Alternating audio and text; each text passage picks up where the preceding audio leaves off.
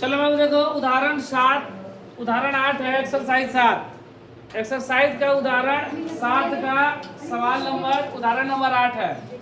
सवाल में क्या बोला गया है कि बिंदु A 2-2 और बिंदु B -7-4 को जोड़ने वाले रेखाखंड को सम त्रिभाजित करने वाले बिंदु के निर्देशांक ज्ञात करें। मतलब ये जो बिंदु है वह 3 बराबर भागों में बांटती है। सम त्रिभाजित, देखो क्या बोला गया है, सम मतलब क्या होता है, समान, अब त्रि मतलब 3, अब भाजित मतलब बांटना। 3 बराबर भागों में बांटती है एक रेखाखंड। ठीक है, बोला गया कि एक बिंदु है ए बी, ध्यान दो ये बिंदु ए है और ये बिंदु क्या है, बी है। इसका निर्देशांक ए का निर्देशांक हमको 2-2 दिया गया और बी का निर्देशांक -7 और 4 दिया गया है। ठीक है, बोला गया कि बिंदु ए और बी को जोड़ने वाली रेखाखंड, ये रेखाखंड जोड़ रहा है ए बी को, रेखाखंड को सम त्रिभाजित करने वाले बिंदु का निर्देशांक, मतलब वो बिंदु का निर्देशांक हमको ज्ञात करना है जो 3 बराबर भागों में बांटे। जैसे एक बिंदु यहाँ पर हो गया P, एक बिंदु यहाँ पर हो गया Q। ये दोनों P और Q का हमको क्या चाहिए, निर्देशांक चाहिए जो कि बराबर भागों में बांट रहे हैं, सम त्रिभाजित 3 बराबर भागों में ना। तो देखो 1 भाग, 2 भाग, 3 भाग, तो यहाँ पर तीनों को हम लोग क्या कर लेंगे, मान लेंगे कि यह 1-1 के अनुपात में बांटा है, या ऐसा कोई जरूरी नहीं है कि एक ही होगा, हो सकता है कि यह 2-2 के अनुपात में बांटे, या 3-3, कुछ भी हो सकता है, कुछ भी हो सकता है। ठीक है, लेकिन जो भी होगा वह बिल्कुल बराबर होगा, या तो तीनों 1 होगा, या तो तीनों 2 होगा, या तो तीनों 3 होगा, जो भी होगा दम बराबर होगा। तो हम लोग 1 मान ले रहे हैं ऐसा इसलिए क्योंकि 1 से गुणा करने में हमको क्या होगा, आसानी होगा। 1 में किसी चीज से गुणा करेंगे वही आ जाएगा। 2 पर भी रख के बना सकते हैं, 3 पर भी रख के बना सकते हैं। तो हमसे देखो पहले हम लोग P का निर्देशांक ज्ञात कर रहे हैं, क्या चीज का, P का। तो P का निर्देशांक ज्ञात करने के लिए ये A हो गया, ये B हो गया, 2-2 और ये -7-4। हमको P का निर्देशांक चाहिए, क्या चीज का, P का।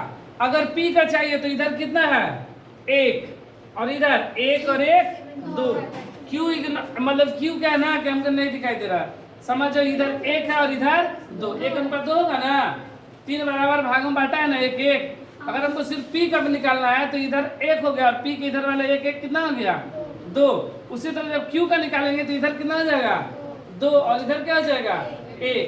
तो P का निकालने के लिए हम लोग क्या करेंगे, x1 का मान कितना होगा, 2, और y1 का, -2, x2 का, -7, और y2 का 4, m1 का 1, और m2 का, 2, m2 का दो ना, x1 y1, x2 y2, और ये m1 और ये m2। हमको P का निर्देशांक चाहिए ना, तो क्या लिखेंगे, P का निर्देशांक बराबर P का निर्देशांक। सूत्र लिख सकते हैं, सूत्र याद है तो सूत्र लिख लो, नहीं तो लोग डायरेक्ट भी बना सकते हैं बिना सूत्र लिखे। तो सूत्र से क्या होता है, x1 m2 plus x2 m1 बटा में m1 प्लस m2।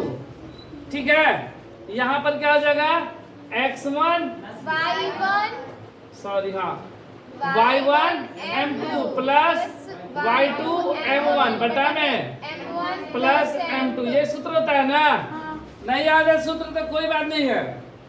देखो हम लोग यहाँ पर मान रख ले रहे हैं, कैसे, 2 गुणे 2, ये इसका इसके साथ गुणा ना, 2 गुणे 2 प्लस -7 गुणे 1,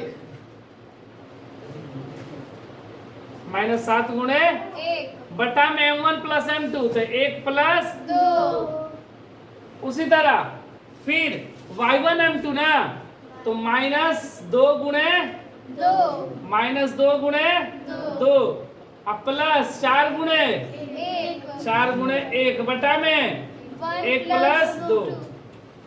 ठीक है ना, अब इसको गुणा कर देंगे, 2 दूना 4, प्लस माइनस माइनस 7 कम सात बटा में 2 1, 3, यहाँ पर 2 दूना 4 प्लस 4 बटा में 3, ये कट जाएगा, 7 में से 4 गया, कितना हुआ माइनस का 3 बटा में 3, ये कट गया तो क्या बचा 0 बटा में 3, ये कटेगा एक बार में ना, -1 और ये 0 में किसी चीज से भाग करेंगे तो 0, तो P का निर्देशांक मेरा कितना है -1 और 0, ये मेरा एक आंसर हो गया। अब हमसे Q का पूछ रहा है निर्देशांक ना, तो Q के लिए क्या करेंगे, फिर से आकृति बनाएंगे, ये A हो गया, ये B, इसका मान 2 - 2 और ये -7 4, और Q मेरा इधर है ना, Q इधर है ना, Q से पहले 1 1 2 और यहाँ पर 2 और 1 के अनुपात में विभाजित हो गया,